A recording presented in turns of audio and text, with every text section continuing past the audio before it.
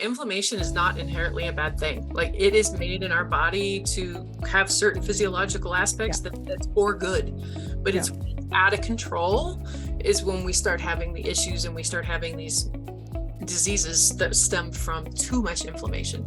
Hello and welcome to Egg Meets Sperm. I'm your host, Dr. Omatma, and my guest today is Heather Gray.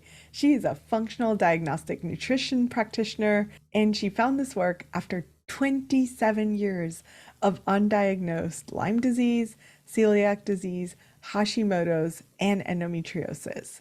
She was depressed, anxious, and in chronic widespread pain, had bad skin, bloated, constipated, exhausted, weight gain, and horrible periods, just to name a few things.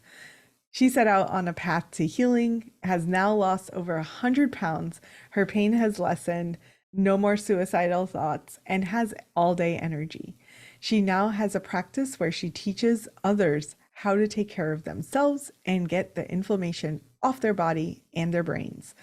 She gives you control of your health journey.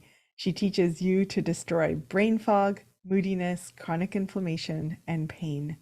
Welcome, Heather. I am so honored to have you here today.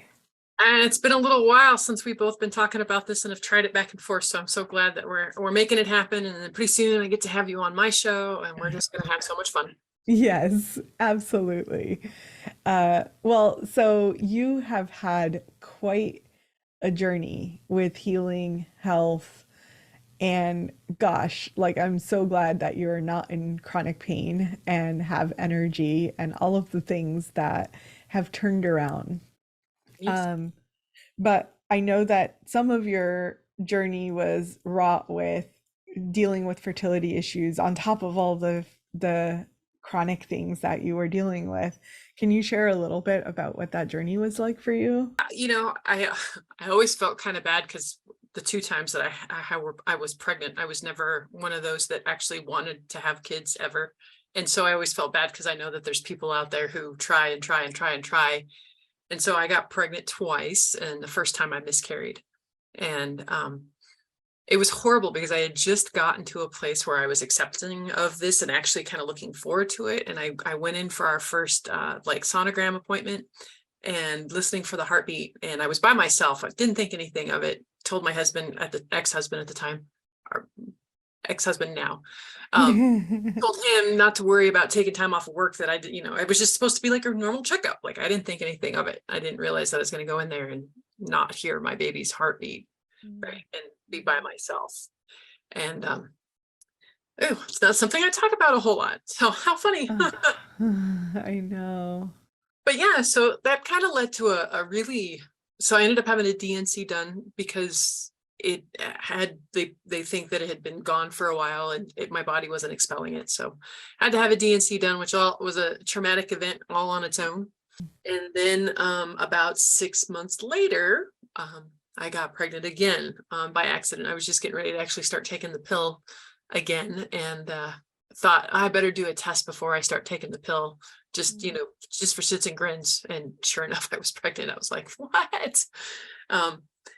But hindsight's 2020. They found out that the first time around that my progesterone was in the tank, and that probably had a lot to do with my miscarriage. And so luckily they were good about being preemptive with that and putting me on progesterone, and that really actually helped out the pregnancy not be as horrible, getting that hormone in there.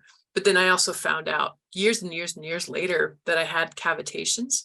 And so when the dentists take out wisdom teeth improperly or root canals, it can leave an infection and close in pathogens, which leads to the systemic infection all the time. And a lot of the pathogens I was carrying actually contribute to miscarriages. Oh, wow. So I found that out like 15, 20 years later. That also could have been a contributing factor, that and the fact that I had endometriosis and the fact that I had celiac disease and other so the fact that I was actually able to make a baby even the second time around and carry it to term actually was a bit of a miracle, considering I had undiagnosed Lyme at the time as well. I was also a smoker. I was also doing the standard American diet. I was a hairstylist, so around a bunch of toxins. Like, That poor kid. Well, but you have a child now Yep. and they're healthy, knock on Ish. wood.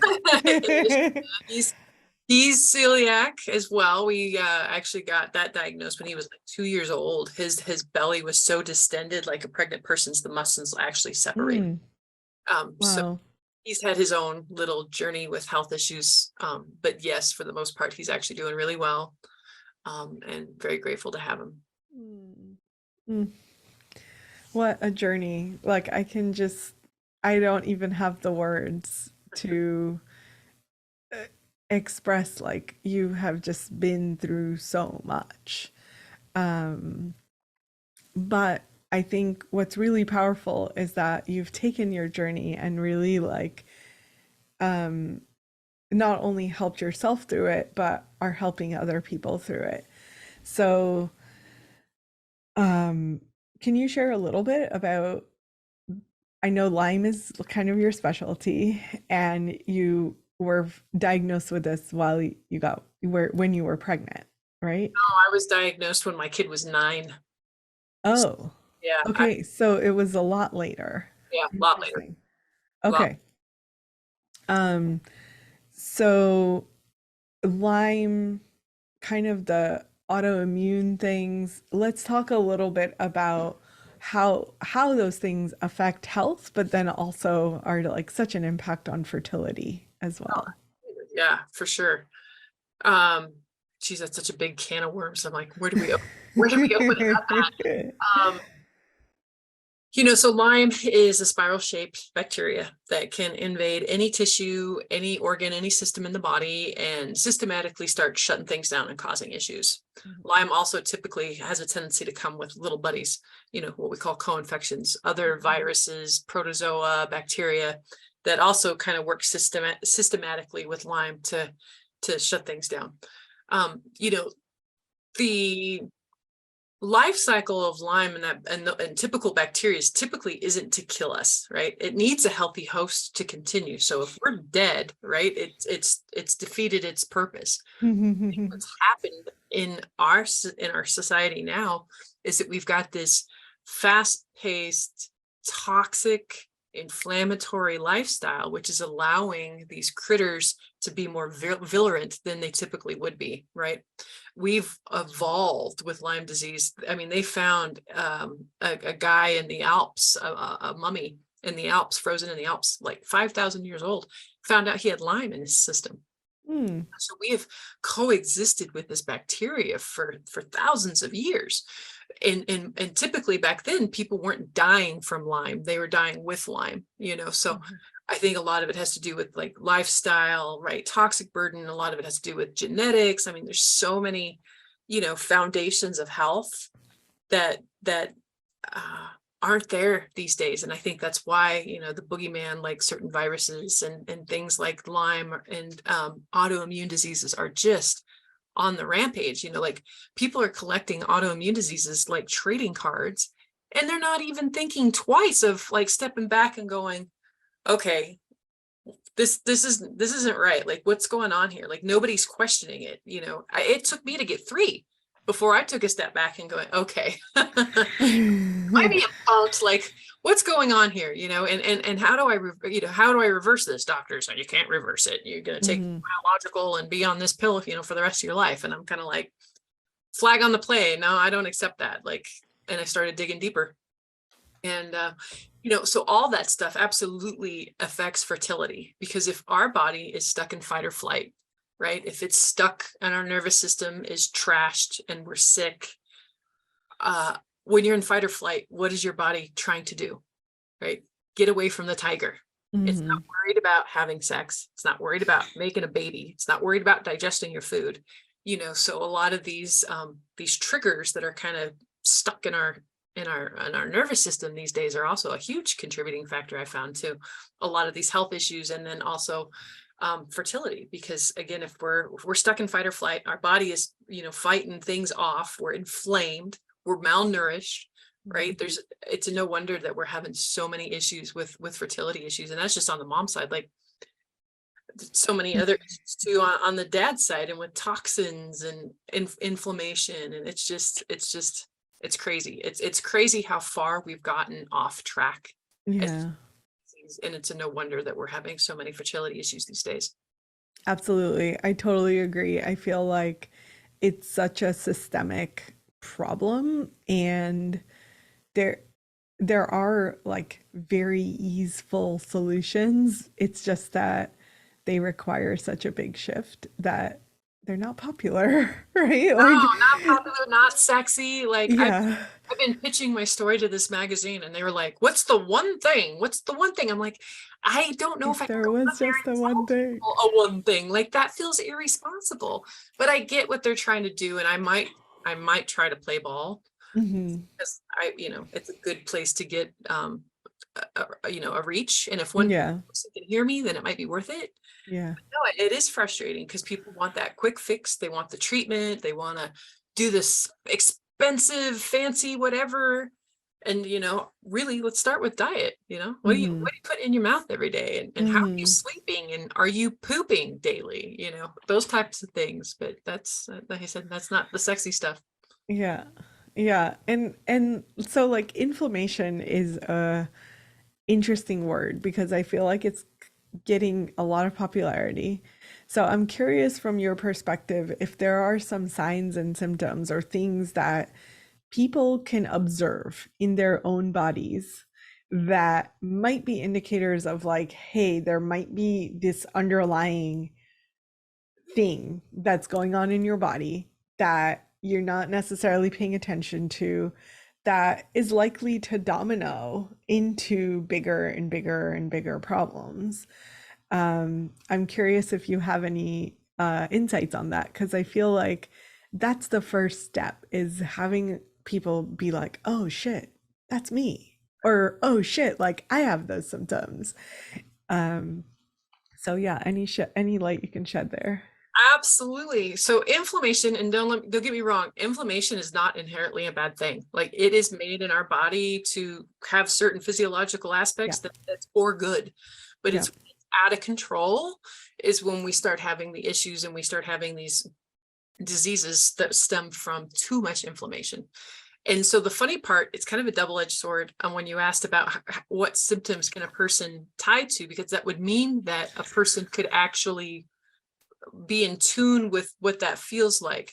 So a lot of times when a person's already really inflamed, so think of a cell, right, being this big, and they're really inflamed. And so there's only like an inch between Mm, it and the inflammation, right? So then when something else touches it, they don't really notice it because there's just this little wiggle mm, room, right? mhm. Where if you got a cell and you've got a person with no inflammation, they've got all this wiggle room in here. So then when something does affect them, they feel it, right? Like I Mhm. didn't notice a lot of that until I got a lot of inflammation off my body first. And then I started noticing cues and different things. And I was like, oh, that's what it feels like to have these issues. So it's kind of a catch-22 in the beginning. Sometimes you kind of have to actually get some of the inflammation off the body first before a person can actually feel Feel. what's Mhm. inflaming them, because they're already so inflamed. Right. But one easy way is, no matter how common a symptom may be, it is never normal. It is always your body's check engine light coming on saying, hey, dummy, here, you've been ignored. You've had this post-nasal drip for the past 3 years. Stop taking decongestants or whatever, and fix this, or stop with the Tums, or stop with the, fill in the blank, because those are all signs that your body's like, hey, really, you need to figure this out. Yeah. And all too often we're taking tape and putting it over that check engine light, and we cruise on with our days, and then we're shocked when we get diagnosed with Hashimoto's. We get diagnosed with, my hair's been falling out for a while and I'm exhausted and my feet and hands are freezing. I have no sex drive, but I'm going to continue to just take these things that kind of help with the symptoms, but never actually figure out that I had Hashimoto's until things are way bad, and then I actually get a diagnosis, and then Yeah. the doctor tells you can't reverse it, which is bullshit. That's a whole other little spiral. Or the doctor tells you your labs are normal and there's Oh nothing to yeah, do about yeah, it. don't get me started on that one. Yeah, Yeah, labs look Hashimoto's is normal. I'm like, do I Well, feel normal? Do I look normal? right. Yeah, and Hashimoto's gets the worst of it because thyroid, most often TSH is the only measurement, and they're not actually doing the antibody testing to figure out if it's Hashimoto's. And you can have a normal TSH and still have Hashimoto's. So, I've had people's doctors argue with them when I ask them, okay, go back to your doctor and I want a full thyroid panel with antibodies. Well, they won't do that. All they'll do for me is the TSA. And I'm like, no, fight them. This is your insurance. This is your money. yeah. You stand up for yourself and you get what you ask for. And I'm still just blown away at some of the egos with some of these practitioners. And Yeah, it's not even ego. Sometimes it's like they don't know what they don't know, and they're like, "Oh, but if something comes out abnormal, then I'm liable as the doctor, and I now have to figure out how to fix it." And like Hashimoto's, unfortunately, they don't have a fix. right, no, So they're like, "Oh no, we can't fix that. So why would we want to test for it? Unless it's really, really, really, really bad." exactly.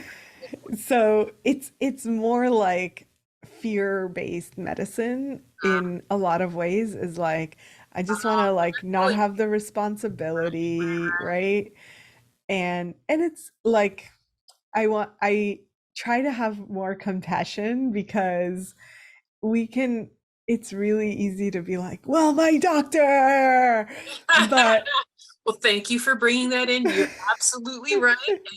And you shed some light for me to have a little bit more compassion. That is always something I'm still trying to work on is to having that compassion and that understanding, right? yeah. That's how we're going to heal this world. It's not by this divisive bullshit that I just pulled. It's actually having more understanding and compassion for why we do what we do. So It's no, I think we need both, right? absolutely Like what you're saying and like empowering ourselves with knowledge right. and being able to hold a conversation and say, no, actually, like this can be happening even if this is normal. And sometimes doctors are like, okay, well, I'll do it. You know, let's see what happens. I don't know why, but okay. Yeah. So I love that you're out there empowering people to have real conversations because so you know as a layperson you don't necessarily know even what to ask for. For sure. So the number of times like people come in with a CBC report and they're like, "Oh, this is my doctor said they tested everything." And I'm like, "Uh-huh. Sure." That was everything. Like it's a CBC, but Well, let me plug that into my functional lab software and we'll get completely different. I mean, it's amazing what you can do at a CBC when you're actually looking at it right. from a functional point of view too. It's Oh fascinating. yeah. In the Western med that like I think was it like 35 is considered normal for vitamin D ranges. But in the functional world, like we want you between 60 and 80 because Hmm. that's where you're gonna find optimal health. That's where like things are gonna be working and you're gonna be jiving and things are gonna be so hard. Like I can't believe how many times I tested it, 30. Oh, your vitamin D is normal. Once I started getting that up there a little bit, things started working. Things started coming back online. It was Right. fascinating. So even if you do get your labs are normal, take it Hmm. to somebody who can read them and functional values and it's Approaches. Yeah. a different ball game. Yeah, absolutely. Um, so let's talk a little bit about what else is happening with fertility in particular, because that's all of our listeners are like, give us more. So we talked a little bit about chronic diseases. I'm really curious about what you said with the oral health thing that you had going on.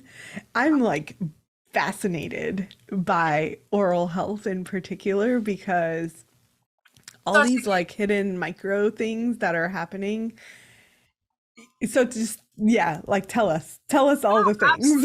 absolutely. It's funny. We're being taught these days that your immune system is all in your gut. Starts with your gut. Starts with your gut.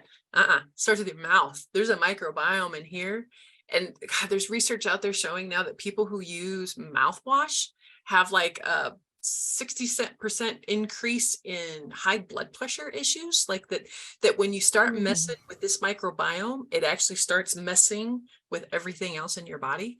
I also had a biological dental hygienist lately who taught me more than I had ever knew about oral health. And a lot of times we're like, oh yeah, I floss, my gums bleed a little, right? And we dismiss it. But Mhm. again, that's one of those symptoms that's not normal. She told me even just a little bit of blood tells me there's an infection in your mouth. And if you have Mm. an infection in your mouth and you have an infection somewhere else in your body, your troops are scattered now, right? So Mhm. if you are dealing with Lyme, if you are dealing with, fill in the blank, you're not going to be as able to pinpoint and laser and get rid of that problem if you've got other infections going on in the body, right? Mm. So she got me on a Sonicare toothbrush. She got me using a water pick, a tongue scraper, and remineralizing toothpaste. And I started mouth taping because I was a Mm. mouth breather. Mhm. And they talk about your mouth is the saliva is like the ocean, and your teeth are like the coral. And if the ocean is dries out the coral, then more bacteria, bad bacteria can grow. You're more susceptible to cavities, like Mm. all kinds of stuff. Mhm. What a game changer when I started taping my mouth at night and then implementing all these other oral health things. So, but the cavitation stuff's a little different. So it's like I said, when they take out wisdom teeth, traditionally, there's some things that they leave behind that notoriously get infected. Mm. So then it's funny, like I have these big bony protrusions up along my jawline where my body tried to encapsulate the infection, Mm. but it didn't work. And so there was actually one part of my jawbone on the inside of it that it's pretty hollowed out because of the infection eating away at the jawbone. Wow. And then, like I said, so they'll go in there and when they do cavitation surgery, they scrape all that infection out, Mhm. pathology, shoot it with a bunch of ozone and some other lasers and stuff, and Mm. sew you back up. And within like 2 weeks, like I was stuttering. I was walking into rooms and couldn't remember why I was walking into them. I would stop at a stoplight in my car. And when it turned green, I forgot where the hell I was going. Like my Mm. cognitive was like tanking, and it was so scary. And then within 2 weeks of having the surgery done, and which sucked is because the surgery was right around COVID, my cognitive decline was insane. Like I was having issues with walking into rooms, forgetting where I was, um, stuttering. That was bizarre. Driving in my car and have at a red light, not remembering where the heck I was going by the time it turned green. And so I was going in to have surgery done, and it was right around the time of COVID, which totally sucked because they kept shutting them down, and they kept putting out my surgery. So Oh it kept my. getting delayed and kept getting delayed and kept Mm. getting delayed. And when you have this like cognitive decline that you're aware of, like that's freaking scary to watch your brain slip and know that there's help right on the horizon, but some stupid virus is shutting it down. But when I finally got it done, like all it took was 2 weeks for everything to come back online again. It was amazing. And like I said, they got that stuff back from pathology and found out, I have to dig that lab back up. But there were a couple different, like there was some different types of staff. There was some different types of, I wish I could remember, but like some of them in the description says, oh, and causes miscarriages. Oh, and causes miscarriages. And Mm. I just started to cry. I was Mm. like, because some dentist didn't, whatever, cost me my baby, the first time, like really, this could have been the cause of that. Well, and, multiple years out of my life and the brain fog and all the cognitive and pain. And because like I said, when you've got an infection, especially so close to the brain, right? Mhm. It makes it so much harder for everything else in your body to work correctly. So yeah, I'm glad you brought in the oral piece to health, because man, the more I've been digging into that, like it's just been fascinating on. Oh, yeah, I'm with you. I like absolutely am blown away by the connection of our oral microbiome to everywhere else. Gut microbiome, but also vaginal microbiome, which is Absolutely. like the cutting edge thing in fertility right now. But to me, it's always about the connections, right? And it links Absolutely. back to our oral health, which is crazy. It's all It's one so track. It's all insane. connected. It's just the different Yeah, ends. yeah. Yeah, yeah, it's funny Um, the different parts we focus on, and then yeah, like it's a closed system, We're right. not a closed Yeah, system. Everything right. is talking to everything. Yeah, yeah, absolutely. So, how did you figure this out? Like, how did you realize finally that it was a oral infection? So I have a brilliant doctor, integrative doctor, thank God. Mm, And, after years of working with me and still not getting better, 100%. She has a really smart dentist friend in Arizona who she had come out mhm, and called all of her like complex clients in one day to see him. And sure enough, like all he did was stick his finger in my mouth and he could feel that bony protrusion, which I never noticed before because mm, it's kind of right up underneath the gum line where you don't really mhm, see. But mhm, then now that I'm touching it, it's like, holy cow, it's insane. I mean, it's a good, like, it feels like it's like a good marble size bony protrusion. And so he wow. had me feel it and I was like, whoa. And had my boyfriend at the time feel it and he was like, whoa. Um, and he's like, yeah, he's like, I almost guarantee. And then so next thing I did was get some more fancy x-rays to diagnose the cavitations. And then it even took me probably 3 years after that, 2 years after that, before I actually got the surgery done because I started looking into it and it was stupid expensive and all out of pocket because biological dentists, a lot of times don't take Yeah, insurance. yeah. And so I was just like, put that on the back burner. I don't need to worry about that. And then I was actually talking to a really awesome physical therapist who did some cool energy body work. Mhm, mhm. I didn't even tell her about my mouth. And she's working on me. And she's like, I wouldn't even worry about focusing on the Lyme if I were you until you get these cavitations fixed. I was like, what? So I was like, okay, I hear you. And so I started looking into it. And I think I did a GoFundMe. I used Care Credit. Like I did Right. whatever I could. And I think it was about 10 grand total to Yeah. have all the cavitations cleared up. But man, it was Wow. so worth it. Yeah. Yeah, because I'm imagining like pretty instantaneous ROI in terms of how your health improved from that. Those are like the top 3 questions I ask people now before I even start working with them. Have you had root canals or wisdom teeth removal? And have you ruled out cavitations? Have you looked into sleep apnea? Because again, right, all the best Right. treatment in the world and the best diet in the world is not going to do you any good if you're not getting enough oxygen at night when you sleep. Mm-hmm. And do you have mold issues or do you suspect mold in your house? Because again, Mm-hmm.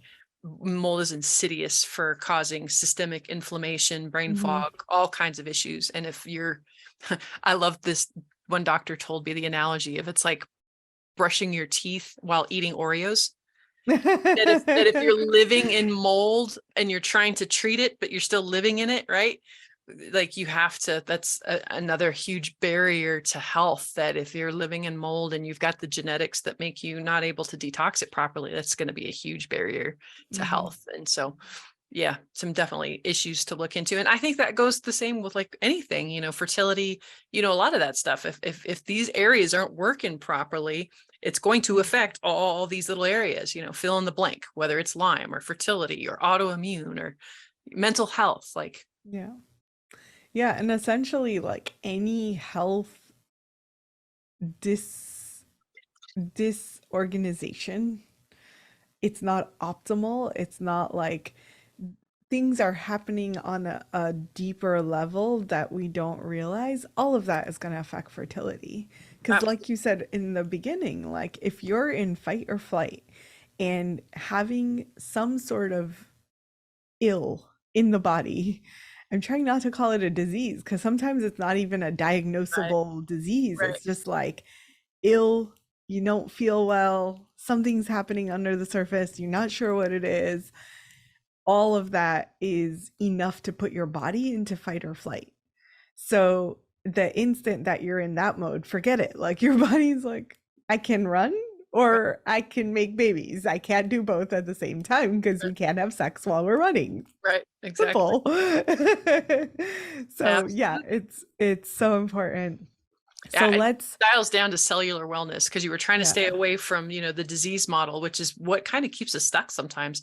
And Dr. Rawls, I just heard him on a podcast last night, and he talked about cellular wellness as being like the real key, because it is. If your cells aren't healthy and they're doing their jobs properly, it's going to be that cascade that, you know, down the road that leads to everything else. And so Hmm.